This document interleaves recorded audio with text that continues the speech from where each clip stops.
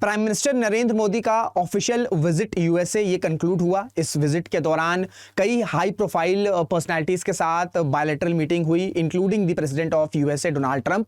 और Donald Trump और prime minister Modi की जब मीटिंग कंक्लूड हुई, बायलैटरल मीटिंग कंक्लूड हुई, तो ये इनिशिएटिव दिया गया MIGA, that is make India great again, plus MAGA, that is make America great again, is equal to mega partnership. तो आप इससे समझ सकते हैं कि ये जो विजिट था वो कितना सक्सेसफुल रहा। और इस विजिट के दौरान कई सेगमेंट्स पर डिस्कशन हुए बिटवीन इंडिया एंड यूएसए, चाहे हम काउंटर टेररिज्म की बात कर ले, हम ट्रेड की बात कर ले, हम टेक्नोलॉजी की बात कर ले, हम सेमीकंडक्टर्स की बात कर ले, हम आर्टिफिशियल इंटेलिजेंस की बात कर लें। तो इस वीडियो में आज हम समझने की कोशिश करेंगे कि वो कौन कौन से इंपॉर्टेंट टेकअवेज रहे जो कि इस विजिट के दौरान इंडिया और यूएसए के बीच में साइन हुए या इस पर डिस्कशन हुआ। नमस्कार दोस्तों, मेरा नाम ऋषभ सिंह है and you are watching current affairs part by 247। इसी तरीके की न्यूज एनालिसिस अपडेट्स आपको चैनल पर मिलती है, तो रिक्वेस्ट है चैनल को सब्सक्राइब जरूर कर लीजिएगा। So prime minister Modi's US visit, PM Modi departs for Delhi after concluding his 2-day visit to USA. And यहां पर आप समझ सकते हैं कि MIGA plus MAGA is equal to mega partnership, की takeaways from prime minister Modi's US visit. तो मेगा का फुल फॉर्म आप समझ रहे हैं कि मेक इंडिया ग्रेट अगेन, मागा आप समझ रहे हैं कि मेक अमेरिका ग्रेट अगेन। और जब ये दो नेशंस एक साथ कोलैबोरेट करेंगे तो इसका रिजल्ट क्या होगा? इसका रिजल्ट होगा एक ऐसी पार्टनरशिप जो कि बहुत बड़े लेवल पर मेगा होगी। ठीक है, तो ये इसका एक इनिशिएटिव है। तो इससे ही आप समझ सकते हैं कि कितनी फ्रूटफुल ये विजिट रही है। तो एक एक करके सभी इंपॉर्टेंट हाइलाइट्स पर हम बात करेंगे। ठीक है, तो पहले अगर मैं बात करूं ट्रेड से रिलेटेड, आप सबको पता है कि भारत और यूएसए इनके ट्रेड रिलेशंस साल दर साल बढ़े ही हैं। और अगर हम ट्रेड रिलेशंस की बात करें तो इंडिया जो है वो सरप्लस एंजॉय करता है, यानी कि हम एक्सपोर्ट ज़्यादा करते हैं यूएसए को और यूएसए से इंपोर्ट्स कम करते हैं। और अगर मैं 2024 की बात करूं तो $124 बिलियन के अराउंड जो है वो बायलैटरल ट्रेड हुआ था, विच इज़ ह्यूज। एंड इस ट्रेड को $500 बिलियन तक लेके जाना है, इसका टारगेट रखा गया है। और ये कब तक कंप्लीट करना है? साल 2030 तक में कंप्लीट करना है। दोनों नेशंस ने ये कंक्लूड किया है या दोनों नेशंस ने एग्री किया है कि हमें और सेगमेंट जो है उसे आइडेंटिफाई करना होगा जिससे हम अपने बायलैटरल ट्रेड को $500 बिलियन तक ले जा सकते हैं, which is a huge number. And इसमें कुछ जो नए सेगमेंट्स हैं, या नए तो नहीं कहना चाहूंगा, ऐसे सेगमेंट जिन पर ज्यादा फोकस किया जाएगा, वो आपका आर्टिफिशियल इंटेलिजेंस है, वो आपका सेमीकंडक्टर्स है। और कोशिश की जाएगी कि एक ऐसी सप्लाई चेन सेटअप की जाए जो इतनी स्ट्रांग हो कि कोई भी अगर ऐसा पैंडेमिक टाइप की इंसिडेंट होती तो उसे डिसरप्ट ना कर पाए, सो दैट जो स्ट्रेटेजिक मिनरल्स हैं इनका जो ट्रेड है वो स्मूथली बना रहे। अब अगर मैं आपसे कहूं, चाहे आर्टिफिशियल इंटेलिजेंस हो, चाहे आपका सेमीकंडक्टर्स हो, या फिर आपका क्रिटिकल मिनरल्स हो, इन तीनों ही सेगमेंट्स में आप देखोगे कि चाइना का कहीं ना कहीं डोमिनेंस रहता है। आर्टिफिशियल इंटेलिजेंस में नहीं हुआ करता था, लेकिन जनवरी 2025 में डीप सीक की पॉपुलैरिटी से, डीप सीक ने जिस तरीके से चैट जीपीटी की सुपरमेसी को बीट किया इन टर्म्स ऑफ डाउनलोड, इससे अब ये बोला जा रहा है कि आर्टिफिशियल इंटेलिजेंस में भी चाइना जो है बड़ी तेजी से आगे बढ़ रहा है। तो ये कुछ ऐसे डायमेंशंस आइडेंटिफाई किए गए हैं जिससे ये कोशिश की जाएगी कि दोनों देशों के बीच में जो बायलैटरल ट्रेड है वो $500 बिलियन तक चला जाए। और मैंने आपसे नंबर बोला था $124 बिलियन, ये 124 नहीं है, बल्कि 2024 में दोनों देशों के बीच में जो बायलैटरल ट्रेड है वो आपका $129.2 बिलियन है। और यदि मैं आपसे कहूं, यूएसए जो है वो भारत के लिए लार्जेस्ट ट्रेडिंग पार्टनर है, लेकिन अगर हम यूएस के लार्जेस्ट ट्रेडिंग पार्टनर में देखें तो उसमें इंडिया 10th रैंक पर आता है। तो इस चीज को इंप्रूव करने के लिए ये टारगेट, ये एम्बिशियस टारगेट रखा गया है कि दोनों देश अपने बायलैटरल ट्रेड को $500 बिलियन तक लेके जाए। ठीक है, तो ये रहा ट्रेड का। बात करते हैं काउंटर टेररिज्म की बात करें तो जो आपका एक मेन एक्यूज था 2611 का, जिसका नाम तहावुर राना है, इसको एक्सट्रेडिट किया जाएगा, जो कि जिसने बड़ा इंपॉर्टेंट रोल प्ले किया था, जो मेन कल्प्रिट था। ठीक है, दैट इज डेविड हेडली, इसको हेल्प करने में इसको सारी इंफॉर्मेशन प्रोवाइड करी थी। तो फाइनली इसको एक्सट्रेडिट किया जाएगा, डोनाल्ड ट्रंप ने इसको अप्रूव कर दिया। अगर मैं आपसे तहावुर राना की बात करूं तो ये कैनेडियन सिटीजन है, नेशनल है, जो कि पाकिस्तानी ओरिजिन है, और इसे साल 2009 में जो है वो अरेस्ट किया गया था। जो आपका क्यों अरेस्ट किया गया था? क्योंकि ये कुछ ऐसे मटेरियल अरेंज कर रहा था जो कि मुंबई अटैक्स और जो आपका कोपेनहेगन है, यहां पर अटैक्स करने में इस्तेमाल किए गए थे। तो साल 2009 से ये अरेस्टेड था, इसे 14 साल की सजा भी सुनाई गई थी। एंड फाइनली जो है आपका डोनाल्ड ट्रंप ने इस चीज को अप्रूव कर दिया, इसके एक्सट्रेडिशन को अप्रूव कर दिया, जो कि दिखाता है कि इंडिया एंड जो यूएसए है वो कितने फर्म है, उनकी जो कोलैबोरेशन है वो कितनी स्ट्रांग है when it comes to countering terrorism. फिर डिफेंस पे चलते हैं। डिफेंस पर एक इंपॉर्टेंट अपडेट ये है, आप सबको पता है कि भारत को अपने एयर डिफेंस को मजबूत करना है, जो एयर डिफेंस सिस्टम से मजबूत करना है। क्यों? क्योंकि रिसेंटली ही चाइना ने 2 6th जनरेशन फाइटर जेट्स को लॉन्च कर दिया।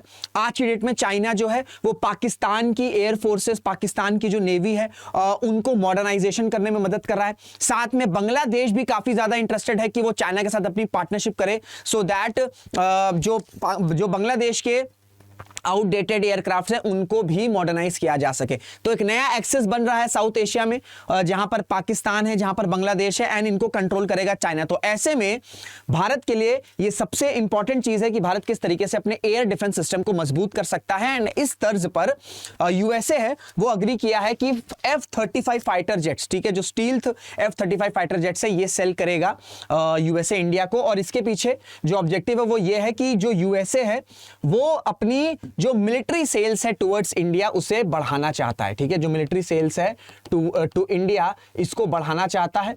एंड इसमें इंडिया भी काफी इंटरेस्टेड है, क्योंकि अगर मैं आपसे बात कहूं तो इंडिया की जो थिंक टैंक है उनको पता है कि आज की डेट में डिफेंस इक्विपमेंट पर इंडिया जो है वो काफी ज्यादा रशिया पर डिपेंडेंट है। तो इंडिया भी अपनी डिफेंस इक्विपमेंट रिलेशंस को या डिफेंस इक्विपमेंट की सप्लाई को डाइवर्सिफाई करना चाहता है। 2 तरीके से डाइवर्सिफाई करना चाहता है। एक तो हम ये चाह रहे हैं कि हम नई कंट्रीज के साथ एंगेज करें, जिसमें यूएसए है, जिसमें इजराइल है, जिसमें फ्रांस है, जिसमें जर्मनी है। एक ये हो गया कि हम इंपोर्ट करेंगे, लेकिन हम सिर्फ रशिया से इंपोर्ट नहीं करेंगे, हम डिफरेंट देशों के साथ अपने डिफेंस रिलेशंस को एस्टैब्लिश करेंगे, सो दैट कल को अगर ऐसा कुछ सिचुएशन होती है और अगर हम नहीं सीख कर पा रहे हैं रशिया से डिफेंस इक्विपमेंट, तो हमारे पास ऑल्टरनेटिव ऑप्शंस होने चाहिए when it comes to imports. And साथ में ही दूसरा जो पहलू वो ये है कि हम अपनी मैन्युफैक्चरिंग को मजबूत करना चाहते हैं, स्पेशली डिफेंस मैन्युफैक्चरिंग को, सो दैट हम अपने इंपोर्ट बिल्स को कम कर सकें, हम खुद अपनी मैन्युफैक्चरिंग को मजबूत करें और इस मैन्युफैक्चरिंग से हम फिर एक्सपोर्ट करें, जैसे हम ब्रह्मोस को कर रहे हैं। स्पेशली आपका जो आसियान कंट्रीज है, क्योंकि आसियान कंट्रीज के सामने चाइना का थ्रेट खड़ा हुआ है when it comes to South China C.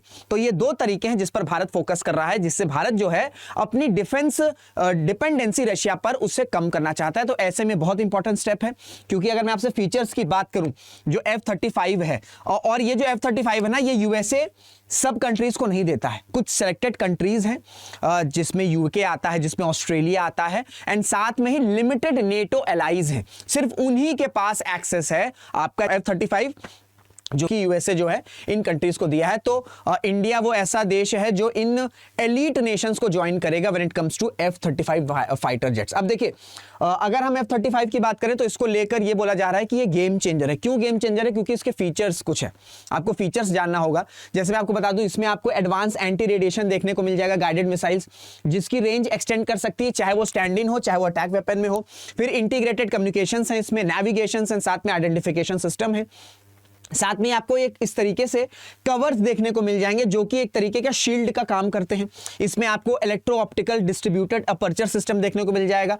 Technical term से बात इतना समझ लीजिए कि ये जो सिस्टम है ये कहीं ना कहीं हेल्प करेगा कि जो टारगेट है इसे आसानी से आइडेंटिफाई किया जाए, ठीक है, आइडेंटिफाई किया जाए एंड प्रिसाइसली इस पर हिट किया जाए, क्योंकि जितना प्रिसाइसली हिट करेगा टारगेट को डिस्ट्रॉय करने के उतने ज्यादा चांसेस रहते हैं।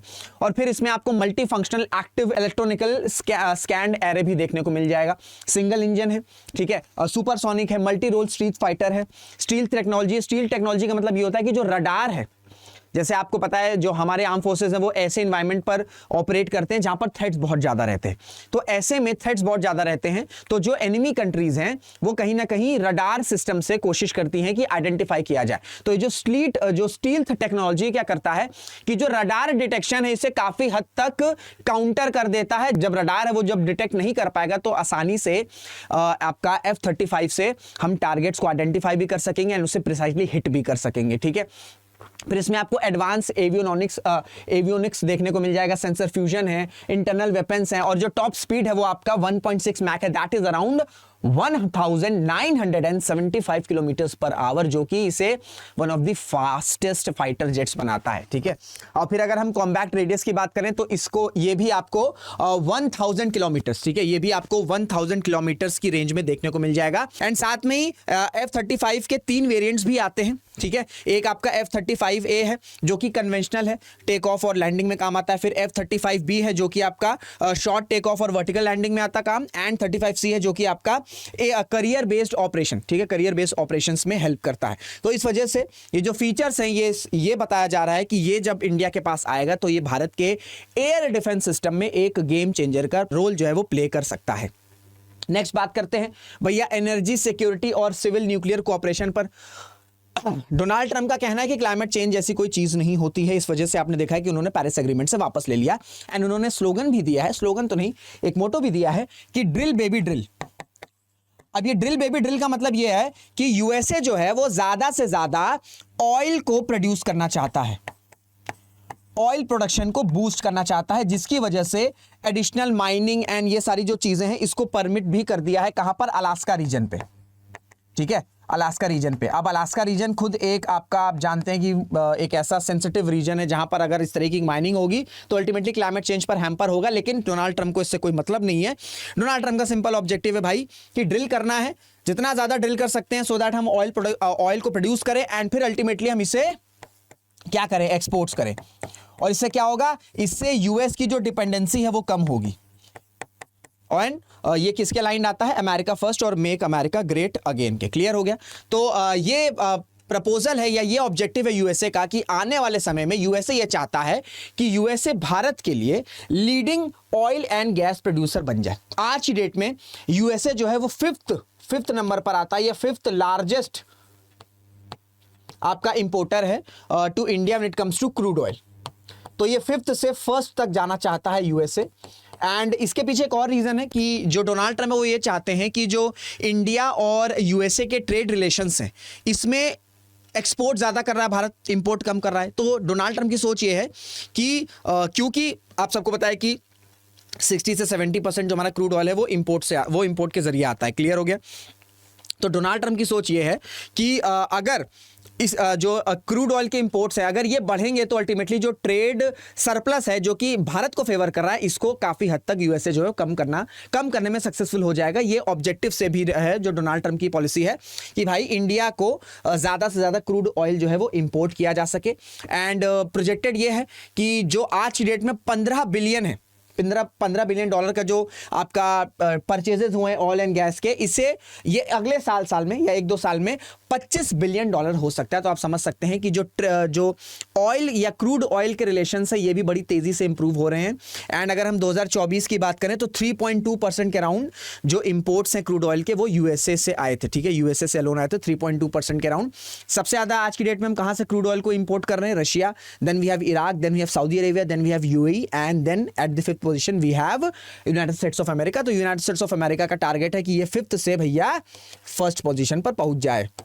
और देखिए इसका एक और फायदा भी होगा, भारत भी ये चीज़ चाहता है कि ज़्यादा से ज़्यादा जो है ऑप्शंस ओपन हो, क्योंकि क्या होता है ना कि हम मिडिल ईस्ट पर ज़्यादा डिपेंडेंट होते हैं क्रूड ऑयल का। तो इससे क्या होता है कि जब भी जो ऑयल के प्राइसेस होते हैं, जो ग्लोबल ऑयल प्राइसेस होते हैं, जब वो डिप होते हैं तो ये ओपेक कंट्रीज क्या करती हैं? सप्लाई कट कर देती हैं। जब सप्लाई कट कर देंगी तो डिमांड बढ़ेगा, डिमांड बढ़ेगी, सप्लाई कट है तो अल्टीमेटली प्राइसेस बढ़ेंगे, और जिससे फिर अल्टीमेटली क्या होता है कि इंडियन इकोनॉमी पर इन्फ्लेशन जो है वो बढ़ने लगता है, इन्फ्लेशन बढ़ने लगता है। तो इस वजह से भी इंडिया भी ये चाहता है कि जो क्रूड ऑयल के रिलेशंस है या जो ऑयल के आपके जो ऑयल के परचेजेस है ये डाइवर्सिफाई हो सके, एंड इसमें यूएसए एक इंपॉर्टेंट कंट्री बन सकता है। तो ट्रेड हो गया, डिफेंस हो गया, उसके बाद स्पेस एक्सप्लोरेशन पर भी दोनों देश किस तरीके से कोलैबोरेट कर सकते हैं इस पर भी डिस्कशन हुआ। एंड इसमें मोस्ट इंपॉर्टेंट जो निसार मिशन है इस पर डिस्कशन किया गया। निसार आप जानते हैं कि इसरो और नासा का जॉइंट मिशन है। ठीक है, इसरो और नासा का जॉइंट मिशन है और ये पहला ऐसा मिशन होगा दुनिया का जहां पर दोनों की जो डुअल टेक्नोलॉजी है वो जो है एक साथ कोलैबोरेट करेगी। नासा की अगर हम एल बैंड की बात कर लें एंड हमारे इसरो का एस बैंड, तो ये पहला ऐसा मिशन होने वाला है जहां पर ये डुअल फ्रीक्वेंसी जो है वो रडार इमेजिंग सैटेलाइट में इंक्लूड की जाएंगी। दैट्स व्हाई जो निसार जो मिशन है ये काफी इंपॉर्टेंट है एंड इसको ये रखा गया है, टारगेट ये रखा गया है कि जो आपका निसार सैटेलाइट है इसे जल्द से जल्द इंटरनेशनल स्पेस स्टेशन में भेजा जाए। ठीक है, तो स्पेस कोलैबोरेशन पर भी बात हुई है। अगर मैं आपसे निसार मिशन के बारे में बात करूं तो ये ऐसा मिशन है जिसके थ्रू ये मॉनिटर किया जाएगा सैटेलाइट के थ्रू। ठीक है, आप ये देख रहे हो, इसके थ्रू ये मॉनिटर किया जाएगा कि किस तरीके से अर्थक्वेक्स आते हैं, डिफॉरेस्टेशंस क्यों होते हैं, ग्लेशियर्स के मूवमेंट किस तरीके से हो रहे हैं, इवन जो नेचुरल डिजास्टर से इंफ्रास्ट्रक्चर डैमेज होते हैं उन्हें कैसे रोका जा सकता है या उन्हें कैसे वापस से रिपेयर किया जा सकता है। इन सब पर जो है एक बहुत इंपॉर्टेंट इंफॉर्मेशन मिल सकती है जिसे हम इन सब चीजों को अगर रोक नहीं सकते हैं तो इसके लिए एटलीस्ट हम प्रिपेयर हो सकते हैं। और अल्टीमेटली ये सारे फैक्टर्स जो हैं अगर इन्हें हम कंट्रोल कर पाएंगे तो अल्टीमेटली हम क्लाइमेट चेंज के इंपैक्ट को काफी हद तक कंट्रोल कर सकते हैं, जो आज की डेट में मेरे हिसाब से दुनिया के लिए सबसे बड़ी प्रॉब्लम बनी हो, जिससे दुनिया आज भी उतनी सीरियसली नहीं लेती है जिसे लेने की जरूरत है। अब ये आपको सैटेलाइट दिख रहा है, ठीक है, इसमें आपको ये LNS बैंड देखने को मिल रहा है। ठीक है, इसमें आपका L बैंड जो है नासा का, S हमारे इसरो का है, S बैंड SAR इलेक्ट्रॉनिक्स ये रहा आपका। ठीक है, इसमें आपको रडार इंस्ट्रूमेंट स्ट्रक्चर देखने को मिल जाएगा। ये आपको L बैंड दिख गया, L बैंड SAR इलेक्ट्रॉनिक्स यहाँ पर है एंड हमारा S बैंड यहाँ पर है। तो ये पहला ऐसा मिशन होगा जो डुअल फ्रीक्वेंसी को इंटीग्रेट करेगा इमेजिंग सैटेलाइट में एंड अल्टीमेटली ये जो भी इंफॉर्मेशन जैसे मैंने आपको बताई वो सारी चीजें हम एक्सट्रैक्ट कर सकेंगे। तो इस पर जल्द से जल्द जो है कोलैबोरेशन किया जाए, इस पर भी डिस्कशन हुआ है। फिर डोनाल्ड ट्रंप ने इंडो चाइना बॉर्डर डिस्प्यूट पर भी बात करी और उन्होंने कहा कि जो इंडिया और चाइना के बीच में जो बॉर्डर टेंशन्स है वो बहुत टाइम से चल रहा है एंड डोनाल्ड ट्रंप चाहते हैं कि वो इस बॉर्डर टेंशन को रिजॉल्व कर दे। लेकिन जैसी स्टेटमेंट आई, पहले तो मैं आपको स्टेटमेंट बता देता हूं उन्होंने क्या किया कि I look at India, I do see the skirmishes on the border which are quite vicious and I guess they continue to go on. If I could be of help I'd love to help because that should be stopped, that's been going on for a long time and it's quite violent. इन्होंने 2 बार ये बोला कि quite violent and quite violent. तो उन्होंने कहा कि इसका सार ये है कि डोनाल्ड ट्रंप ये कह रहे हैं कि बहुत टाइम से वो देख रहे हैं कि इंडिया और चाइना के बॉर्डर पर कुछ ना कुछ टेंशन चल रही है, इवन स्क्रिमिशेस भी चल रहे हैं। स्क्रिमिशेस का मतलब ये होता है कि छोटे मोटे वायलेंस भी देखने को मिलते हैं, जैसे आपका गलवान क्लैशेस हो गए। ठीक है, तो इसको जो है ये कहते हैं कि काफी विशियस है और ये काफी वॉयलेंट है, इसे रुकना चाहिए। और डोनाल्ड ट्रंप ने कहा कि मैं इसे रोक सकता हूं, मीडिएट कर सकता हूं। जैसे ही स्टेटमेंट आया भारत के 1 घंटे के अंदर भारत की साइड से स्टेटमेंट आता है कि नहीं, हमने कई बार बोला है कि जो भी बायलैटरल टेंशंस हैं, चाहे वो पाकिस्तान के साथ हो चाहे वो चाइना के साथ हो, ये भारत बायलैटरली ही सॉल्व करेगा। कोई और देश जो है वो भारत नहीं चाहता है कि इन सब बायलैटरल इश्यूज में इन्वॉल्व हो। तो ये आप दिखाता है कि भारत इंडिया और यूएस के साथ, भारत के यूएस के साथ बहुत अच्छे रिलेशंस है, लेकिन हमारी जो नॉन अलाइन वाली एक ऑब्जेक्टिव है कि हम किसी भी और देश के डिस्प्यूट को रिजॉल्व करने के लिए किसी तीसरे के पास नहीं जाएंगे, ठीक है, किसी तीसरे को इन्वॉल्व नहीं करेंगे, ये आज भी उसी तरीके से इंटैक्ट है। फिर रशिया यूक्रेन वॉर पर भी बात हुई और इंडिया ने, प्राइम मिनिस्टर मोदी ने कहा कि भैया लोगों को लगता है कि इंडिया की पोजीशन न्यूट्रल है, हम न्यूट्रल नहीं है, हम पीस के सपोर्टर हैं। और प्राइम मिनिस्टर मोदी ने यह भी कहा कि ये बहुत अच्छी बात है कि जब से डोनाल्ड ट्रंप जो हैं वो प्रेसिडेंट बने हैं, वो ये कोशिश कर रहे हैं कि जल्द से जल्द जो रशिया यूक्रेन वॉर का क्राइसिस है ये जल्द से जल्द रिजॉल्व हो। एंड प्राइम मिनिस्टर मोदी ने यह भी कहा कि ये काफ़ी ज़्यादा होपफुल है कि शायद डोनाल्ड ट्रंप इसे रोकने में सक्सेसफुल भी हो जाएंगे। एंड इसमें इंडिया पूरी तरीके से फेवर में है कि जल्द से जल्द डिप्लोमेसी को रिस्टोर किया जाए एंड कम्युनिकेशन के थ्रू जल्द से जल्द पीस को रिस्टोर किया जाए। तो रशिया यूक्रेन वॉर पर भी जो है स्टेटमेंट आया। प्लस यूएस ने एक बहुत अच्छा स्टांस दिया। यूएस ने बोला है कि यूएस सपोर्ट करेगा कि भारत फुल फ्लेज मेंबर बन जाए इंटरनेशनल एनर्जी एजेंसी का। देखिए साल 2017 में भारत जो है वो एज अ ऑब्जर्वर ज्वाइन किया था इंटरनेशनल एनर्जी एजेंसी में। आप सबको पता है कि आज की डेट में एनर्जी सिक्योरिटी के कितने ज्यादा इश्यूज चल रहे हैं। When it comes to energy security, कई सारे ऐसे देश हैं जहां पर ये जो इशू है ये काफ़ी गंभीर हो चुका है, स्पेशली आपका जो ग्लोबल साउथ कंट्रीज है, ऐसी कंट्रीज जो आपका लीस्ट डेवलप कंट्रीज है, वहाँ पर ये बहुत ज़्यादा बढ़ चुका है। तो ऐसे में जो इंटरनेशनल एनर्जी एजेंसी है वो इसका ऑब्जेक्टिव ही यही है कि जो भी एनर्जी सिक्योरिटी के क्राइसिस आ रहे हैं, कोई ऐसा इमरजेंसी आ रही है, तो इसे जल्द से जल्द रिजॉल्व किया जा सके। एंड आईईए में अगर इंडिया जैसा इमर्जिंग इकोनॉमी ही नहीं है तो ये किस तरीके से हेल्प कर सके, तो ये चीज़ आईईए को भी पता है। इस वजह से ये कोशिश की जा रही है इवन इंडिया के थ्रू भी कि भारत जो है वो फुल मेंबर बन जाए आईईए का। एंड यूएसए ने बोला है कि वो पूरी तरीके से सपोर्ट करेंगे कि इंडिया को फुल फ्लेज मेंबरशिप बना दो। लेकिन अब आपके मन में डाउट आ रहा होगा कि sir India full fledge member क्यों नहीं बन पा रहा है। देखो, इंटरनेशनल एनर्जी एजेंसी का अगर फुल फ्लेज मेंबर बनना है तो 2 कंडीशंस होते हैं। पहला कंडीशन ये है OECD, organisation for economic cooperation and development, इसका फुल फ्लेज मेंबर होना चाहिए। एंड दूसरी कंडीशन ये है कि जो ऑयल रिजर्व्स हैं, ठीक है, जो क्रूड ऑयल या जो प्रोडक्ट रिजर्व्स हैं, ये पिछले साल के कंपेयर में जो नेट इंपोर्ट्स हुए हैं उसके कंपेयर में एटलीस्ट 90 डेज के होने चाहिए। और ये जो 90 डेज का रिजर्व है, क्रूड ऑयल का जो रिजर्व है, ये इमीडिएटली जो सरकार है वो एक्सेस कर सके। लेकिन अगर हम भारत की बात करें तो अगर हम अभी करंट स्ट्रेटेजिक ऑयल रिजर्व्स की बात करते हैं तो वो 9.5 डेज के राउंड बनता है। एंड इसमें अगर हम स्टोरेज जो कि आपके रिफाइनरीज में है और जो डिपोर्ट्स में, इनको भी अगर हम ऐड कर लेंगे तो भी जो नंबर है वो आपका 66 बैठ रहा है, 66 डेज जा रहा है। तो जो टारगेट है वो 90 डेज का है। तो इस वजह से कहीं ना कहीं रुकावट आती है। लेकिन इंटरनेशनल एनर्जी एजेंसी को भी समझ में आ गया, जो उनके मेंबर्स हैं उनको समझ में आ गया है कि इंडिया के बिना जो दुनिया में एनर्जी सिक्योरिटी का क्राइसिस है वो रिजॉल्व नहीं हो सकता। इसी वजह से इंटरनेशनल एनर्जी एजेंसी खुद चाह रहा है कि भारत जल्द से जल्द जो है फुल फ्लेज मेंबर बन जाए। इंडिया का भी यही स्टांस है। इंडिया ने इसकी पूरी तरीके से कोऑपरेशन चल भी रही है। India begins talks with IEA for full membership. ये आपको ये जो आर्टिकल है आपका आज से ठीक 1 साल पहले का, फरवरी 2024 का है, 2024 का है। एंड इसमें अगर यूएसए हेल्प करेगा तो ऑलरेडी इस पर और ज़्यादा जो है एक हेल्प होगी, जिससे इंडिया जल्द से जल्द जो है फुल फ्लेज मेंबर बन सकता है। अब क्वाड पर भी फोकस किया गया। ये बोला गया कि क्वाड को ज़्यादा से ज़्यादा स्ट्रॉन्ग करना है।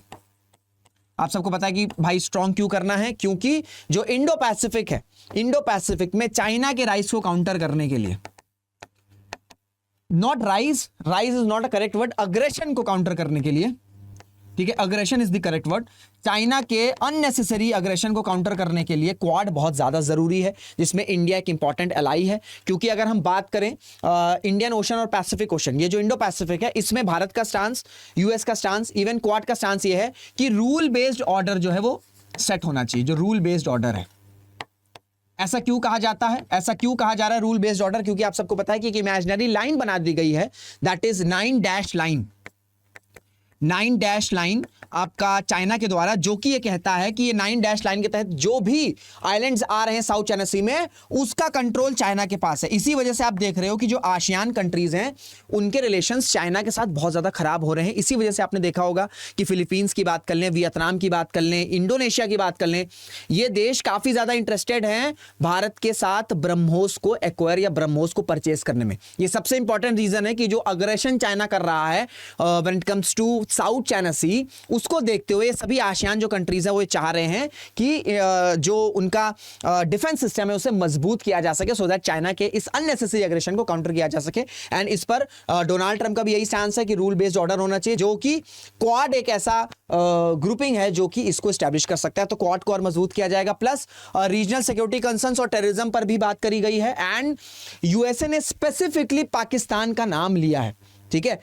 US specifically condemn terrorism emanating from Pakistan, ठीक है, and repeated the need to bring perpetrators of attacks like 26/11 and Pathankot to justice. यानी कि जो 26/11 का डेडली अटैक हुआ, जो पठानकोट का अनफॉर्चुनेट अटैक्स हुए, जो कि पाकिस्तान के द्वारा कराया गया था, इसमें जो भी कल्प्रिट्स हैं इन्हें जल्द से जल्द पनिश किया जाए, ये स्पेसिफिकली स्टेटमेंट दिया है यूएसए ने। तो आप समझ सकते हैं कि टेररिज्म को लेकर यूएसए पूरी तरीके से जो स्टेटमेंट कह रहा है पूरी तरीके से यूएसए को बैक कर रहा है। तो चाहे हम ट्रेड की बात कर लें, हम आर्टिफिशियल इंटेलिजेंस की बात कर लें, semiconductor, critical minerals, technology, space, terrorism, Quad, Indo Pacific, हर एक मुद्दे पर जो है वो डिस्कशन हुआ है। इसीलिए जब ये डिस्कशन कंक्लूड हुआ तो बोला गया MIGA, that is make India great again. हालांकि इंडिया ग्रेट ही है, बट ठीक है, make India great again. MAGA, that is make America great again. और जब ये दोनों देश मिलेंगे तो कैसी पार्टनरशिप बनेगी?